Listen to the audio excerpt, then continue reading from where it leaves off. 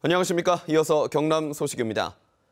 주요 대선 후보들의 경남지역 공약을 점검해보는 순서입니다.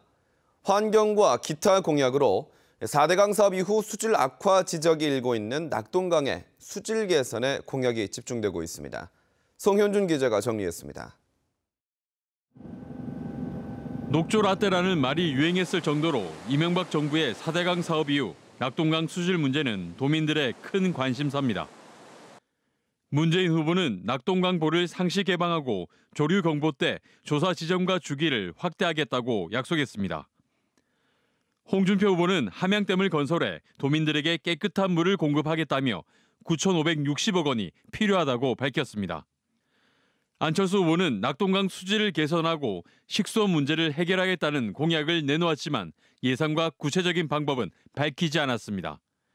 유승민 후보는 이와 관련된 공약이 없었고 심상정 후보는 10억 원을 들여 합천보와 청령보를 해체해 낙동강 수질을 개선하겠다고 밝혔습니다. 또 기타 공약으로는 문재인 후보는 원전 사고에 대비한 방사능 재난 예방연구소와 중앙훈련센터 설립 등을 약속했지만 필요 예산은 밝히지 않았습니다. 홍준표 후보는 4조 1,700억 원을 들여 김해 신공항을 세계적 수준의 공항으로 만들겠다고 약속했습니다.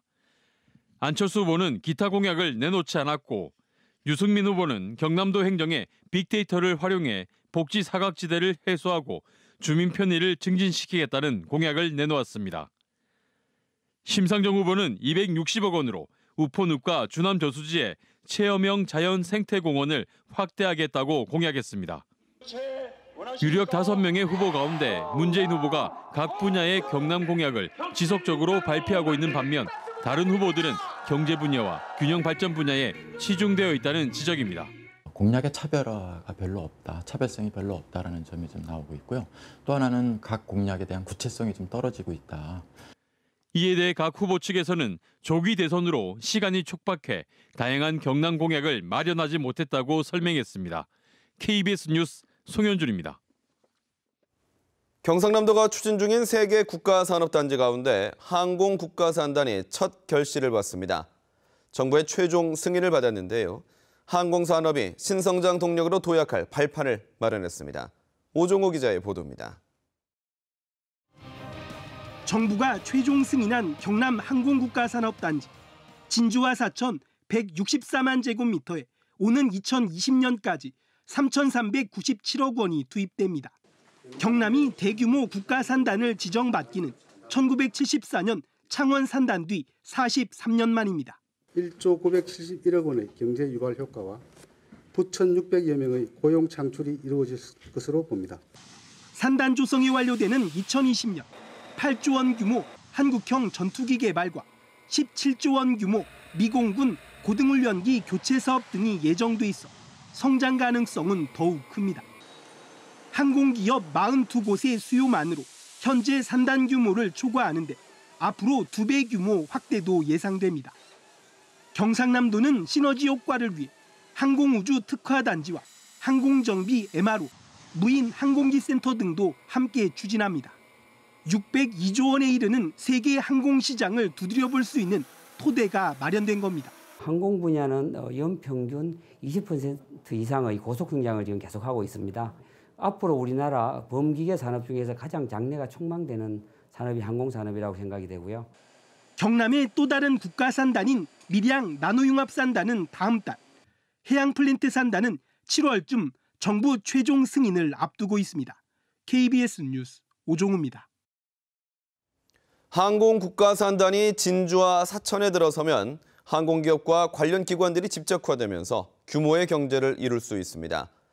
2020년까지 매출 1,000억 원의 항공 강소기업 10개를 육성한다는 경상남도의 목표도 가시화될 전망입니다. 이어서 최세진 기자의 보도입니다.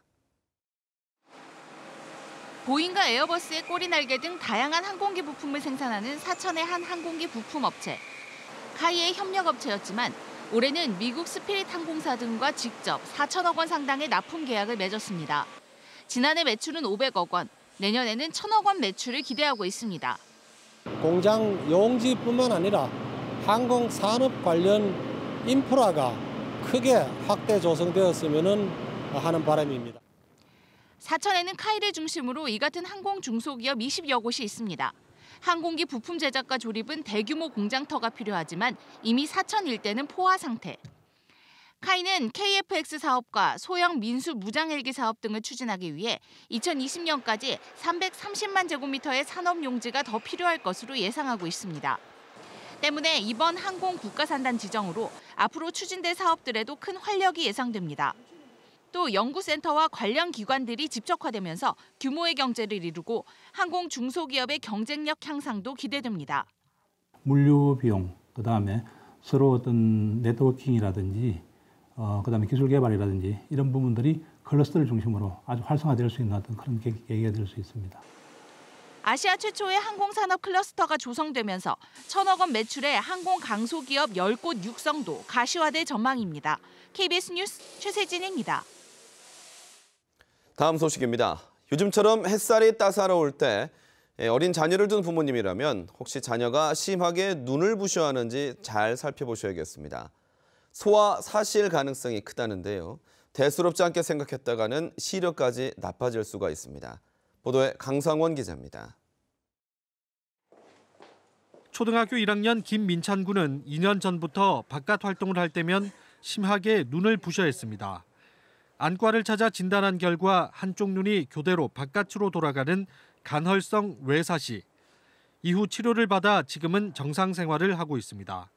스마트폰이나 그런 기계들도 너무 일찍 접하니까 그런 부분들이 많이 좀 우려가 되죠. 그래서 이제 좀 검진 받고 좀 더 이상 안 나빠지게끔이라도 해주고 싶어서.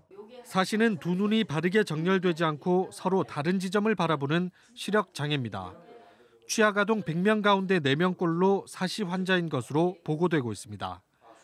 선천적인 눈 장애가 아닌 이상 사시라 하더라도 겉으로 보기에는 잘 표시가 나지 않는 데다 생활에도 큰 불편이 없어 증상을 모르는 경우가 많습니다.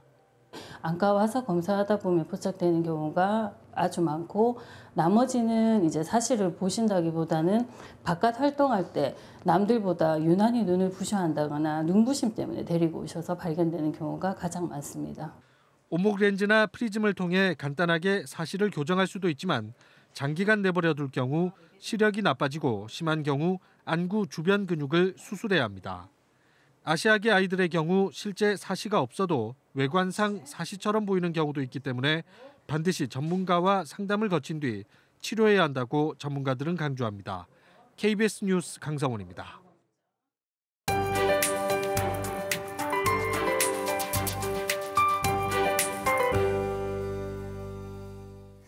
오늘도 일교차에 대비한 옷차림 해주셔야겠습니다. 낮에는 어제보다도 기온이 2, 3도가량 더 오르겠는데요. 아침, 저녁으로는 오히려 기온이 내려가며 일교차가 무려 20도 안팎까지 벌어지겠습니다. 낮 동안 하늘이 무척 맑아서 활동하기는 좋습니다. 다만 건조한 봄바람이 강하게 불겠습니다. 시설물 관리 잘 하셔야겠고요. 화재 사고 발생하지 않도록 불씨 관리도 철저히 하셔야겠습니다. 오늘도 계속해서 중국 북부지방에서 확장하는 고기압의 영향을 받겠습니다. 현재 전국적으로 맑은 하늘이 드러나 있고요. 경남 지역은 오늘 대기질도 깨끗하겠습니다. 동부 지역은 해안을 중심으로 바람이 무척 강합니다. 현재 기온은 대체로 어제와 비슷하지만 내륙은 5도 안팎으로 다소 서늘합니다. 경남 서부 지역도 거창과 함양이 3도로 아직은 기온이 많이 낮습니다. 하지만 낮에는 모두 24, 5도 선까지 기온이 크게 오르겠습니다.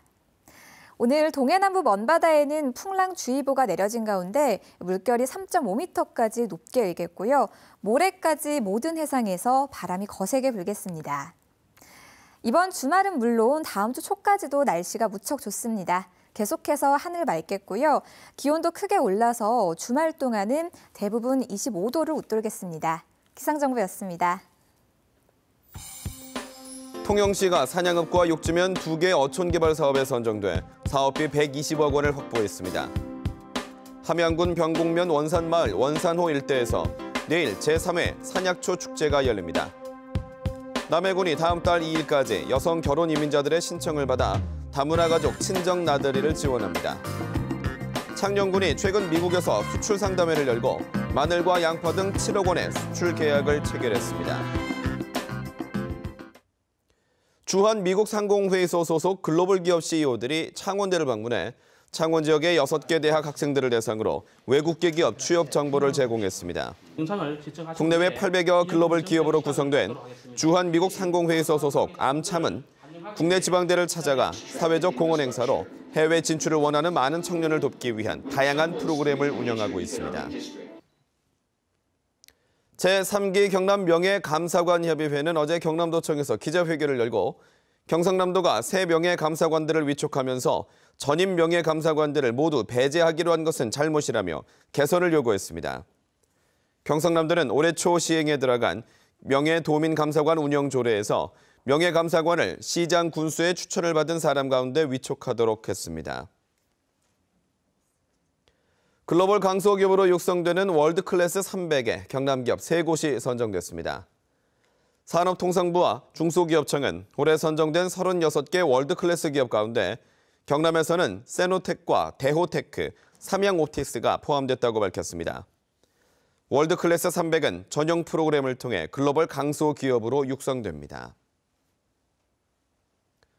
비리 혐의로 차정섭 함안군수가 구속된 가운데 직무 대리를 맡은 김종화 부군수가 흔들림 없는 군정 추진을 약속했습니다. 김종화 부군수는 어제 간부회의에서 차질 없는 군정을 당부했습니다. 또 경남도민체전과 대선, 주요 현안들의 차질 없는 추진으로 군민 신뢰 회복에 최선을 다하겠다고 덧붙였습니다. 경남 13개 전통시장에 참여하는 전통시장 봄내음 축제가 내일부터 다음 달 14일까지 열립니다. 경남 지역의 참여시장은 통영중앙시장과 거제 고현종합시장, 밀양 내일시장, 마산어시장, 창원 감정시장, 하동 공솔시장 등 8개 시군에 13곳입니다. 축제 기간에는 전통시장만의 특성을 살린 문화공연과 체험행사, 특가 판매 등 다채로운 행사가 시장별로 열립니다. 오는 6월 제주에서 열리는 전국 생활체육 대축전에 경남에서는 1,200여 명의 선수단이 참가합니다. 경남체육회는 참가 신청을 받은 결과 31개 종목에 임원 290여 명, 선수 320여 명이 신청했다고 밝혔습니다. 종목별로는 에어로빅스 체조에 119명이 신청해 가장 많은 선수가 참여하며 축구가 90명으로 두 번째로 많습니다. KBS 뉴스를 마칩니다. 고맙습니다.